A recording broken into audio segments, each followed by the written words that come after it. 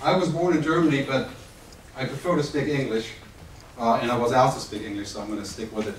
So my topic today is how commerce changes because of the internet, because of a broadband culture.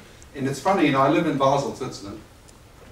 Switzerland is number 3 worldwide in the connected ratio in terms of the rating of people using technology. But Switzerland is obviously not a pioneer in using technology like, you know, people do out on the West Coast in terms of e-commerce or inventions or software. It's a very interesting scenario. So I'm going to have a few topics in this regard. I'm going to publish this presentation when I get to the airport later. I'm flying off somewhere else tonight. I will publish it on mediafuturist.com. That's my website. Just click on presentations. And also, if you use SlideShare, anybody using SlideShare here? It's a place to share slides. It's a fantastic place. I'm slideshare.net, G Leonhard, like my name. You can download 75 shows, just don't print them. If you're into wasting time, Twitter, I'm G Leonhard. I have a quite heavy Twitter stream. I run a company called the Futures Agency, and for many of you who may be wondering what in the world is a futurist, that sounds kind of like a utopian or a madman, and sometimes it is quite mad, in fact.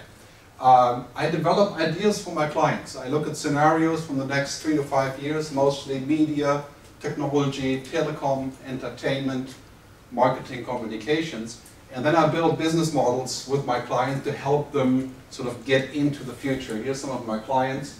Many of those are companies who are very small, very large, but it's basically all over the map, about 100 companies. And the Futures Agency is it's like a club of people who do this. So if you go to futuresagency.com, you'll see what we do. I have an app, Media Futurist, on the iPhone and on the Android. It's also on the Google phone, which I like, by the way. You can check it out. It works on the Google phone. You have to go to the Android market to get it free. So basically, this is the world that we're heading into. And if you forget about the wire, you know, just look at the network. That's what we're going into. The wire has been dropped some time ago. Marshall McLuhan, who was the original futurist and media guru, very wise guy, 50 years ago, right? He says it's the framework that changes with the technology, not the picture. So if you're saying you're going to have a Facebook profile to sell your services, or a Twitter feed, you know, that's the picture. If you're saying you want to learn about social media, that's just the picture. We have to look at the framework. When you talk about social media and online commerce, it's not the little stuff that we're going to talk about here today. It's how the whole situation has changed. So social media is really nonsense, right? Because we're talking about social business. The entire structure of how business happens is changing. Social media is just one tiny piece of this. A really smart guy, no, that's not Seth Godin, that's Clay Shirky.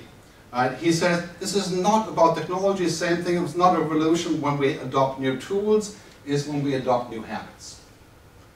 And that's happening across the world. In India, I do quite a bit of work in Asia, in India and Indonesia. You have, for example, in Indonesia, you have people who never had radio or television, they're watching YouTube on their mobile. Right? They're leaping generations. In Brazil, you have 200 billion people coming online in many places that never actually use the web for anything. The first time they use it is on a mobile device. So if you have kids, I have 2 kids, 15 and 20, when you watch how their behavior changes, that's when you see the future. You know, the habit changes. So for them, for example, music. I used to be in the music business. Thankfully, I left it. So the music industry now is basically, music is a click. It's not even a download anymore. So if the music industry is complaining about illegal downloads, that was yesterday. Right? Today, music is a click. Anything like the music we just listened to earlier, that was YouTube. That wasn't a download, legal or illegal. Doesn't matter. Right? For kids today, music, content, and buying stuff is a click. If you're not on a click, you don't exist. Look at these graphs here. This is from Morgan Stanley Internet Presentation, April 2010. If you don't have it, you should download it. Mary Meeker, Morgan Stanley, 50 or 80 pages, really powerful stats. showing how the world is connecting at 3G, 4G, in terms of the penetration of 4G, and of course, it's basically we're heading into an always-on, interconnected mobile world. That's hopefully not news to you, but look at this graph in terms of the data use. The data use is driven by people with portables and handsets and mobile devices. Imagine what this will do to your business. If people do this mostly on the handset and the mobile device, how is that going to change your business?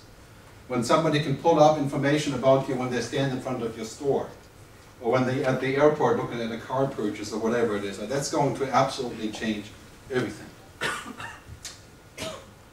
So this is really traditional business. It's a broadcast business. You send out stuff, you're a broadcaster top down, you have money for advertising, you push your message out, it's a push world, right? It's like the MTV world. You broadcast to people who are out there, and today we can increasingly see the broadcast model is failing because it's increasingly ignored and too expensive. This is the problem of newspapers, because they are broadcasting to millions of people at the same time, but the ads are $100,000. So it's becoming ineffective, and it's also costly. It's not going away, but it definitely doesn't have a lot of juice left right now. So this is the world that we're heading into. And I can tell you this world is not an easy world, right? Because what happens when you have conversations? What happens when you have an open system is that you have discussions, that you have disagreements, you have conflicts, you have abuse. You can't be open without opening yourself up to abuse. That's the Facebook, privacy debate. You can't have one without the other. So in a connected world, we're going to have more chaos. Some people say that the internet is like India. Right? It's a total chaos, but somehow it works. Right? I'm not sure that's true, but that's sort of saying, okay, that's definitely what's happening here, is that the network business is exploding. And I'll give you some facts on this. Especially in Germany, Austria, Switzerland, we have a problem with the network business, right? Because what this requires is a conversation with people that we don't want to talk to, right? Because we're busy. We don't have time to make talking part of the job. So that is a problem for us, because all of a sudden we have to actually engage in conversations with people that used to just buy stuff. And that's also because, I have to say things about the music industry. People expect this, right? Hello, world. So basically, in the music business, they've said, we don't want to talk to all these consumers. They're supposed to just buy an iTunes and shut up. Right? But it's not working. The music business has declined from $40 billion to $16.5 billion in 10 years. So, network business, if you look at these stats, companies in North America who have acquired a customer from social media, 50%, right? LinkedIn has 45% people are saying on LinkedIn they've acquired a customer, B2B, through LinkedIn. 30 million people, I think, on LinkedIn now. Pretty amazing stat. People are saying that business to business is in fact a vehicle of social communication. Right? Acquiring customers, and these stats are even better. The emergent channels for lead generation in technology, number one, 74% in technology are using social media to generate leads.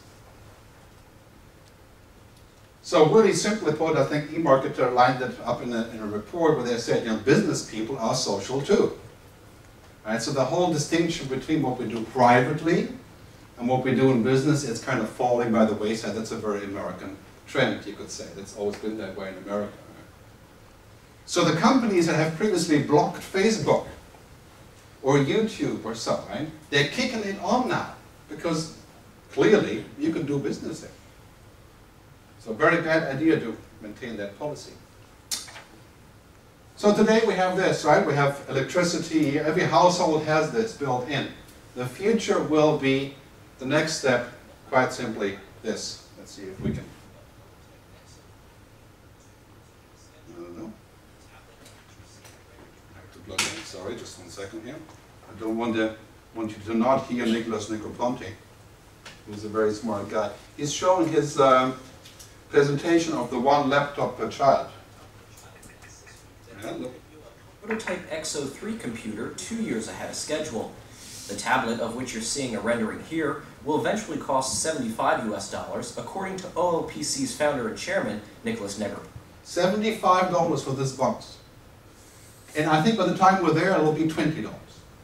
So today we have water, we have electricity. Tomorrow we're going to have ubiquitous connectivity on mobile devices for very little money or for free. So what's going to happen is that because of this mobile, social, what I call commercial connectivity, we really have to think what that does for our business. How people can find us, how they can track us, how they consume media, what are they willing to pay. And we already have 2.1 billion people on the internet and 4.6 billion on mobile phones. In Italy, 140% of Italians, that means people have two phones, right? As you know from going to Italy, everybody has a telefonini. So basically, what's happening here is that how we do business is going to be impacted by this very severely. All the business models, how we pay for it. And then this other thing is, of course, total fragmentation is certain. Fragmentation means we used to watch 20 television channels, now we have cable TV, we watch 100 channels. But on the internet, we're facing this, right? We have 100,000 TV channels. Google TV, Apple TV, Hulu, Boxy, you know, whatever you can get on the web. Right? So it's basically, if I can watch only exactly what I want, if I can watch TED.com, you know, the videos from the TED conference, the speeches all day long, why do I need the Discovery Channel? That's much better than the Discovery Channel. If I can get shows on demand, do I need cable? Do I need Swisscom if I have the internet? And if I have somebody supplying this. So total fragmentation is what we're going to see, and in the end, you know, we all are people, but we're all different people. So in the world of media, for example, where you can put together your own newspaper, using a thing like the Pulse Reader for the iPad, where you can say, I want these sources to be displayed in my interactive newspaper with a click of a button. You end up in this world where we're basically saying, okay, maybe I zoom in just on this guy, or maybe I zoom in on just this little subsection, or maybe this group of people. Right? The targeting becomes very important. But one thing that's for sure in this regard, what's happening here is that this, the watering can of mass media, is going to be much less effective. It's also too expensive. Why would I pour out the water, which means money, right, in newspaper or television ads or radio or whatever to everyone, and only this little piece of grass here wants to hear the message? That's not going to work. This is, of course, important for newspapers. And yes, there's still plenty of people reading the newspaper. But when it becomes very cheap, the device and the connection, people are switching very, very quickly. In America, already 20% of people that have cable TV, have said they would dump cable TV and just go with the internet television, if the right moment comes along. Probably not quite true, but we'll take more time on this. So I propose this. I think it's better to have a sprinkler system than a watering can. Maybe you can have both. You know, if you got enough money, you can do both. It's not either or. We need mass medium for some things. But what's happening right now is the main complaint, of course, of online advertising is that there weren't enough people. That problem is being fixed. Facebook has over 520 million users. Every 6th minute, and not 1 out of 6, is spent on the internet, is spent on Facebook. So 8.5 billion minutes a day are spent on Facebook. I mean, the numbers are staggering, right? So if I can reach people here, and I can put together a sprinkler system that reaches just this one flower that's going to grow for sure with what I'm giving them in terms of the message, that's better. Or maybe it's not better, maybe it's just parallel, but if I can do that, then that's the kind of marketing I need to do. So we're going away from this world of saying, oh, everything is centralized. Mass medium, mass distribution, right, is of course, for example, again, music or film business, you know, if you didn't have distribution, nobody would hear you. Now we're getting to this world, which essentially is as messy as this graph, is a world that's connecting to each other. I mean, this is not news to you if you're in marketing, but the most powerful recommendation for anything, really, whether it's a trip or a bank or whatever, is recommendation by others. Word of mouth. Now you say word of mouse, which is done away with, word of sweep, you could say now, on the other interfaces, right? That is what we're going to see, and of course it's going to really be both. You know, this campaign by T-Mobile is a very plain description of what we're seeing, right?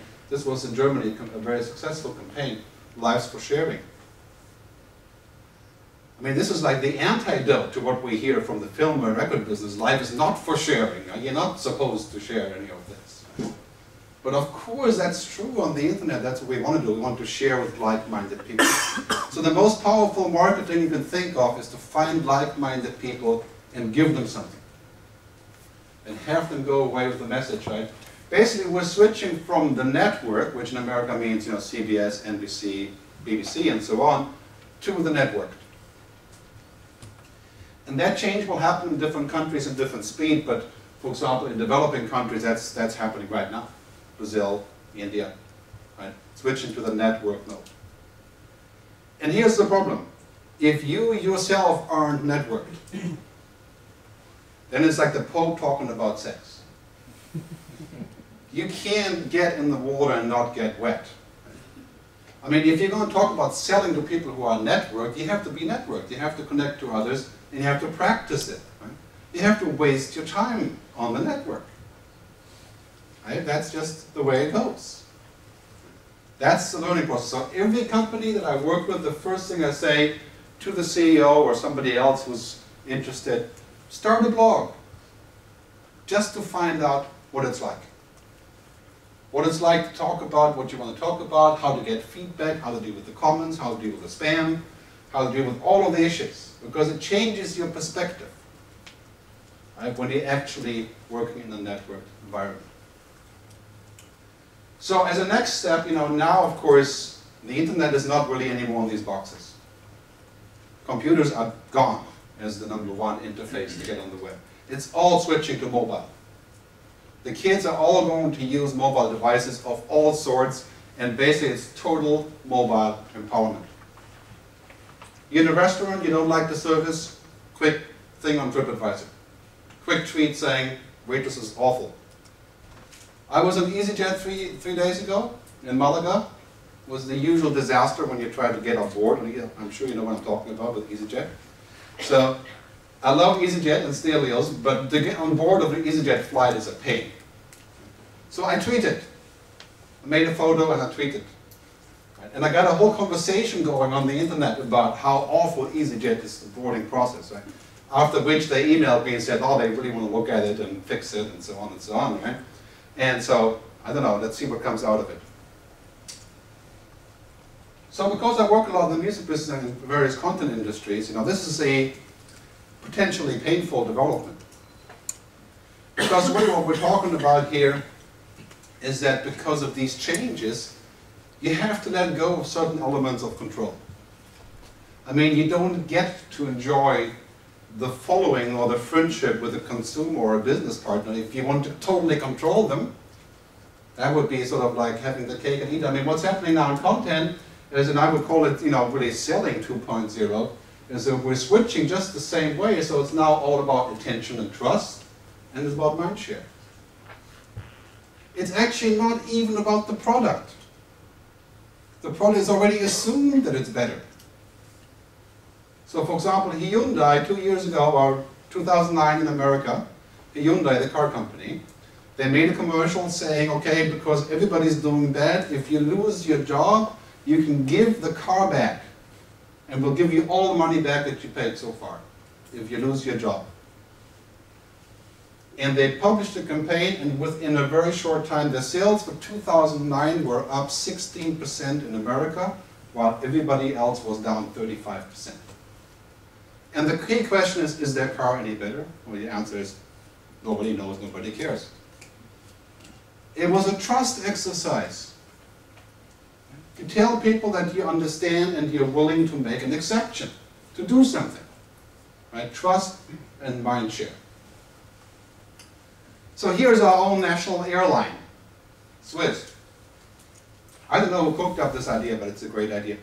Swiss has a thing called singfrancisco.com. They launched it, they sent me an email a couple of weeks ago. I looked at it, because I do want to believe that they have good ideas. I want to believe, and now they do. But in any case, what they do is they said, okay, if you want to go to San Francisco, which they started flying again, you can record a video about going to San Francisco, you know the song, right? And the best ones receive free tickets. And so, this is their video. This is the official version of Swiss. And you're supposed to dress up and, you know, do this thing. Of course, you don't have airplanes at home, so it'll be hard. And this is what people are doing, right? It's kind of weak for some reason. Well, I would say they didn't win, right? I mean, that's quite clear, right? But here's the interesting part. Why is this interesting? Right? Because they finally realized, A, YouTube is a mass media tool. It's a tool that everybody likes and does. The engagement, the song, right? All these things. I mean, basically the idea is like this, right? And it's spreading like wildfire now. Lots and lots and lots of people are interested in this all of a sudden. Not that they need really promotion to go to San Francisco, but the idea is fantastic, right? That's the kind of idea that you want, right? And now that you've seen this sort of viral scenario, most credible sources for information about a brand are consumers. It's not the CEO of Nokia talking about how great the phone is. Nobody believes him. Well, some people believe him. Maybe more people in the future, hopefully. I like Nokia, but in any case, it's also the good news is that the brand itself is a source of information. So don't lose track of those two things. Those are the two things that matter. What you say about yourself, but what others say about you. And how will they say anything about you if you don't give them anything? You don't participate, you don't publish anything. You're not visible. Now I get to speed. The world is speeding up at a crazy pace. And if you think it's fast now, just give it another 3 years. Look at the stats here, right? Radio to reach 50 million took 38 years, Facebook 2 years, and what's next? The iPad, 12 months, 6 months to reach 50 million. I mean, it's absolutely explosive. So Bill Gates, who's by and large a pretty smart guy, he says it will always overestimate how quickly it will happen and underestimate what happens when it actually happens. In other words, we're now living in a pivot point economy. We're living in an economy that goes like this, and then it just dies, or it just goes boom, and there's a takeoff point. It's not linear. It's not like gradually growing, they say, okay, now is the right time to do something. It doesn't work that way anymore. It comes to a point where you're either in or you're out, and when it takes off, you have to be in it. So that makes life a little bit harder. Right? Obviously, you have to move quicker and probably earlier. So our world is as confusing as this slide. We're all connected. We're all consuming all kinds of stuff. 2 billion videos watched on Facebook a month.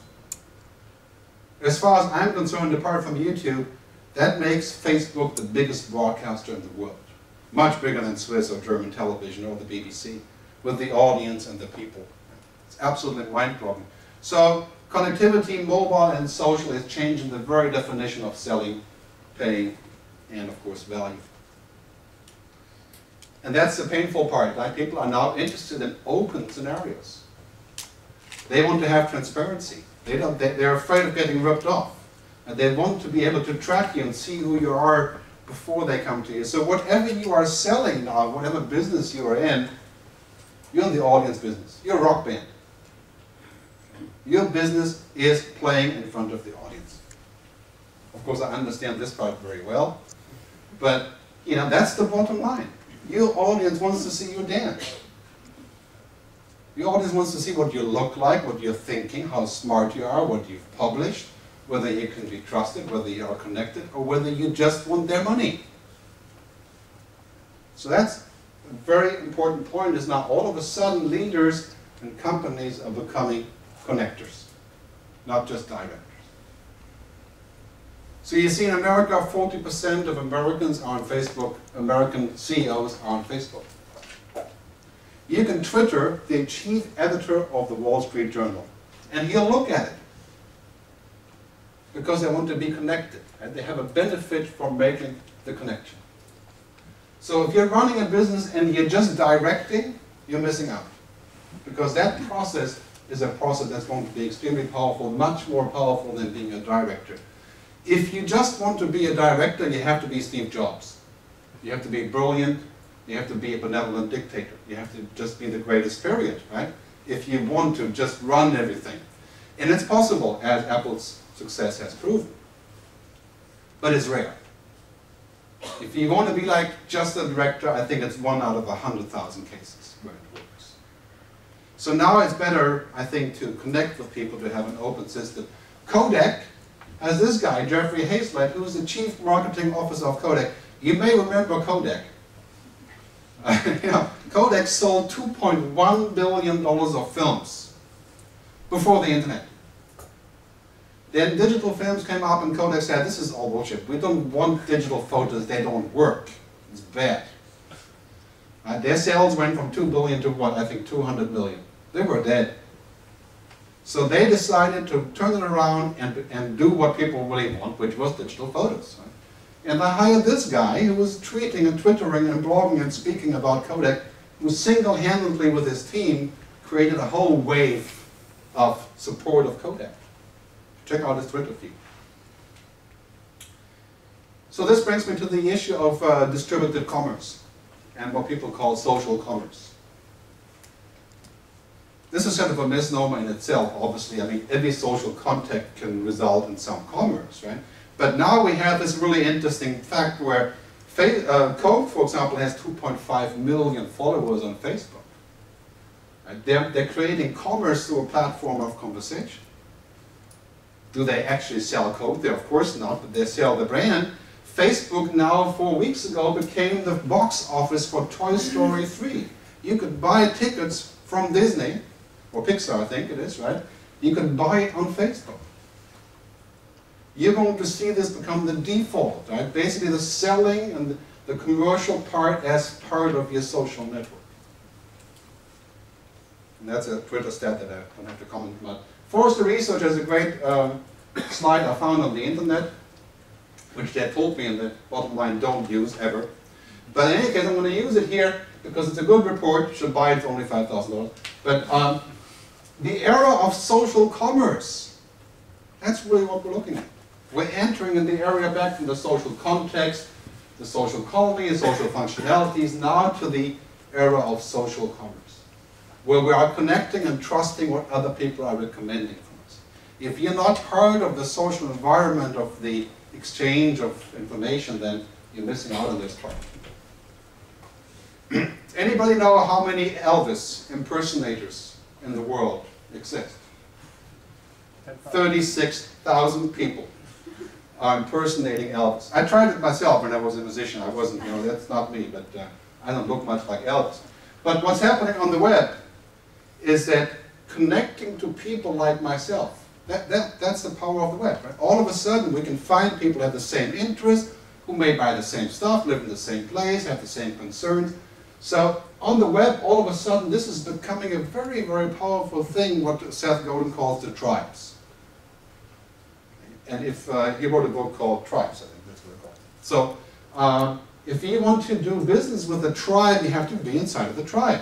The tribe that's around whatever it is, hiking or shoes or whatever, right? And this idea of the tribe, of course, is the Twitter idea. That's why people try Twitter, because it creates tribal relationships with all the noise that goes with it. So the power of like-mindedness on the web is just absolutely mind-boggling. Right? Facebook users saying, okay, they're more likely to buy a product if they see it on Facebook because of that. And this thing, you've seen this on the web, right? The Facebook like button. What does that do? Well, it tells you that some of your friends have also seen this